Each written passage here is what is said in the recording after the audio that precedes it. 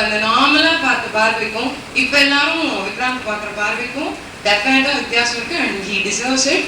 And நல்லா ஞாபகம் வச்சுக்கோங்க, நம்மளுக்கும் ஒரு நாளைக்கு இதே மாதிரி நடக்கும். Only you work hard like him. Okay, so இதே மாதிரி நீங்களும் ஒர்க் பண்ணா definitely you can also do something like him. Okay, so happy birthday. பாய்.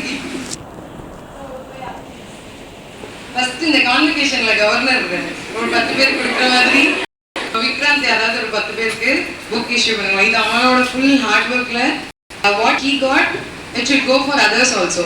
இல்லையா, அது வந்து எல்லாருக்கும் வராது. ஸோ என்னென்னலாம் படித்தா நீங்கள் பாஸ் பண்ணலாம்னு நினைக்கிறோம் எல்லாத்தையும் கம்பைல் பண்ணியிருக்காரு. ஸோ அது மட்டும் ஒரு புக்காக ரிலீஸ் பண்ணுறோம். அதுக்காக தான் இந்த விஷயமே. So what ever he says you can just follow. இதுக்கு முன்னாடி நீங்கள் நம்பியிருக்காம கூட இருக்கலாம், ஆனால் இனிமேல் நீங்கள் நம்பி தான் ஆகணும். ஏன்னா தெரியுங்க, போன வருஷம்லாம் சொன்னால் நம்பவே மாட்டாங்க. சார் இது மட்டும் படிச்சா போதுமா சார், சார் இது மட்டும் படிச்சா போதுமா சார், அவரை போட்டு டார்ச்சர் பண்ணியிருக்காங்க. எல்லார் மூக்கையும் உடச்சு நான் சொன்ன நீ கேட்டியாடா அப்படின்னு ப்ரூவ் பண்ணியிருக்கான். ஸோ இந்த 3 எழுத்து தான் இட் மேக்ஸ் த டிஃபரன்ஸ். இல்லையா, அந்த 3 letters மேக்ஸ் தட் மேஜிக். அதனால you can just believe him and பிளைண்டா என்ன சொன்னாங்களோ அதை ஃபாலோ பண்ணுங்க. And this book will release now.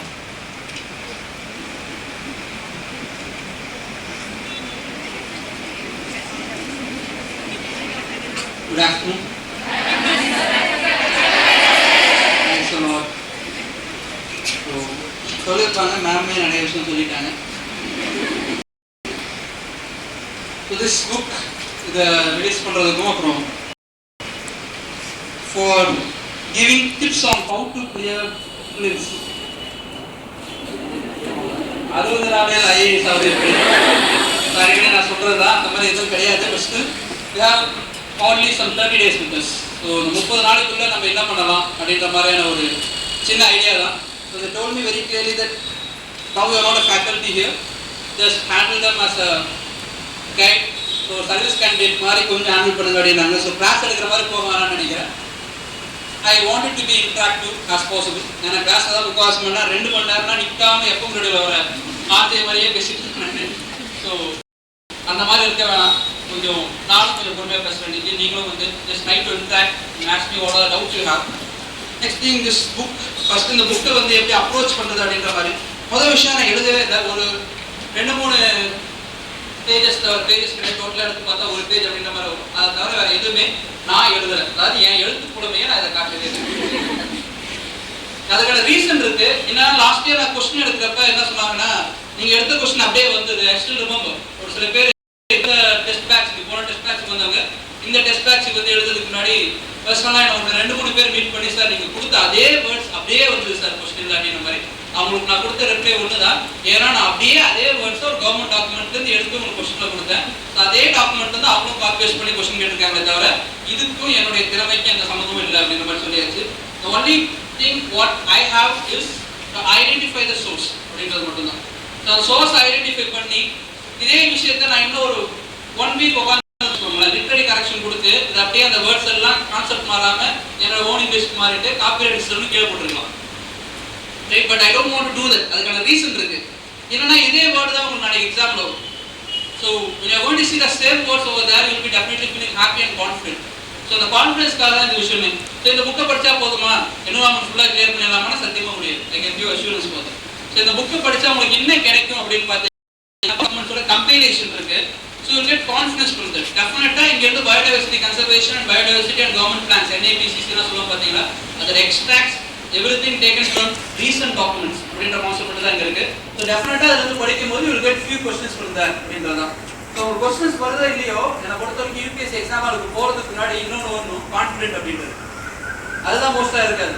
நம்ம என்னதான் ஃபுல்லாக படித்து முடிச்சுட்டு போயிருந்தாலும் we will lack confidence. So ஒரு சில பேர் எதுவுமே முக்கால்வாசி படிக்காமலே போயிருந்தாலுமே கூட very limited amount of preparation helps them to clear the examination because of the confidence. So இங்கே உங்களுக்கு என்ன ட்ரை பண்ணுறோம் அப்படின்னு பார்த்தீங்கன்னா to give that confidence. அவ்வளோதான். There is no such material in this world which will be enough for clearing this examination. அப்படி சொல்லிட்டு எதுவுமே கிடையாது. ஸோ இங்கேயும் நான் எடுத்துட்டு இருக்கிற ஒரு சின்ன step just to help towards you for a preparation. அவ்வளோதான், மற்றபடி வரது கிடையாது. எக்ஸாமினேஷன் மெட்டீரியல் எடுத்துக்கிட்டிங்கன்னா it is fully taken from government documents. உங்களுக்கு கிளாஸில் ஏற்கனவே நான் சொன்ன டாக்குமெண்ட்ஸ், நான் சொல்லி பார்க்காம இருந்த டாக்குமெண்ட்ஸ் அதெல்லாம் இருக்கு. ஸோ அந்த டாக்குமெண்ட்ஸோட சேர்த்து பார்த்தீங்கன்னா மோஸ்ட்டாக உங்களுக்கு for example critical endanger animal ஸ்பீசிஸ்லாம் உங்களுக்கு ரீசன்ட் நியூஸ் பாருங்க, நியூஸ் என்ன வந்துருச்சு அது கூட சேர்ந்து எழுதி வைங்க. அப்படின்னா நான் தான் சொல்லியிருந்தேன், எழுதி வச்சிருக்க மாட்டீங்க. ஸோ இங்கே எனக்கு தெரிஞ்ச வரைக்கும் என்னென்னா ரீசெண்டாக நியூஸில் வந்ததோ அந்த கிரிட்டிக்கல் என்டேஞ்சர் அனிமல் ஸ்பீசிஸ் பற்றி முடிய உங்களுக்கு ரீசென்ட்லி நியூஸ் அப்படின்ற மாதிரி ஒரு ஃபாலோ போட்டுருக்கு. ஸோ NAPCCக்கும் உங்களுக்கு கிரிட்டிக்கல் என்டேஞ்சர் அனிமல் ஸ்பீசிஸ்க்கும் அந்த ரீசென்ட் நியூஸ் அப்படின்ற மாதிரி ஃபாலோ போட்டு ஃபர்ஸ்ட் வரக்கூடிய ஒரு சிங்கிள் சென்டென்ஸ் வந்து அந்த நியூஸோட ஹெட்டிங்.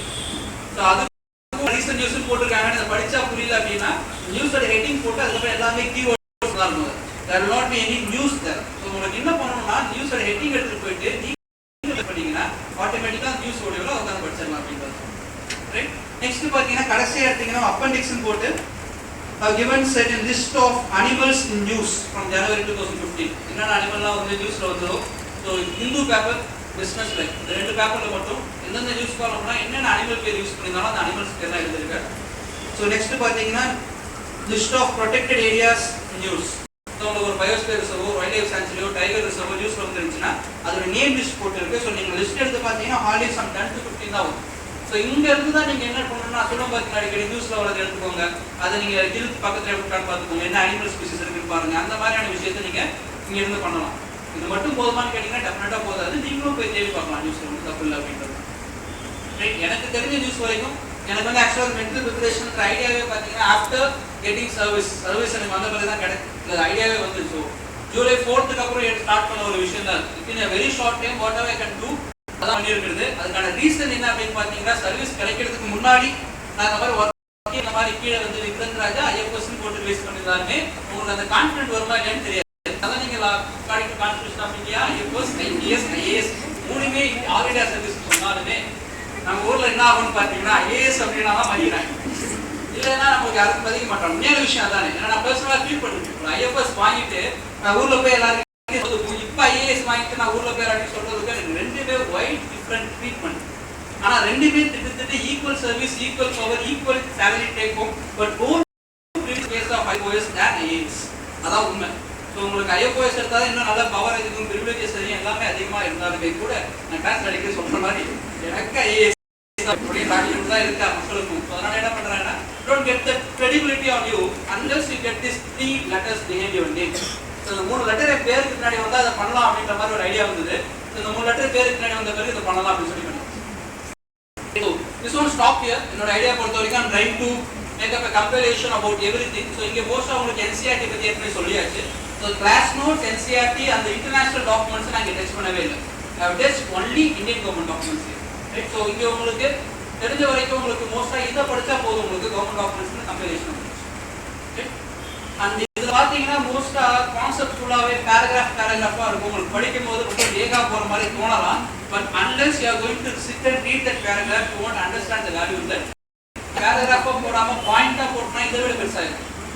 இதுவே எனக்கு பார்க்கும்போது இவ்வளோ பெருசாக கொடுக்குறோமே டெஃபினட்டாக அதை பார்ப்பாங்களா இல்லையா ஒரு மாதத்தில் அப்படின்ற மாதிரி தான் டவுட் வரும். ஸோ இதை விட பெருசாக போகக்கூடாதுன்னு ஒரே ரீசனால என்ன பண்ணியாச்சுன்னா பாயிண்ட்ஸ் வந்து பேராகிராஃபாக மாற்றியாச்சு.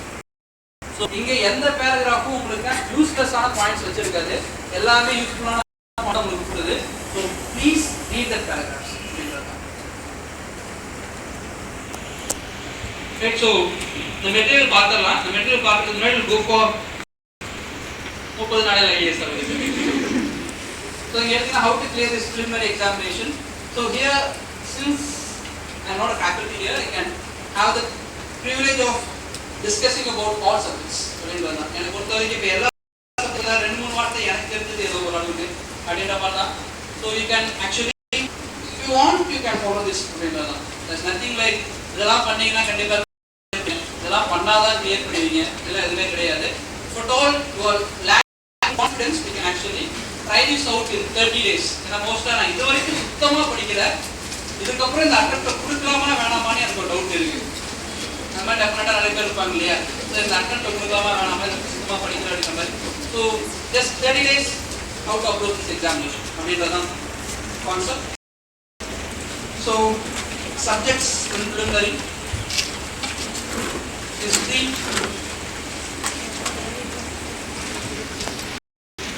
geography, quality, economics,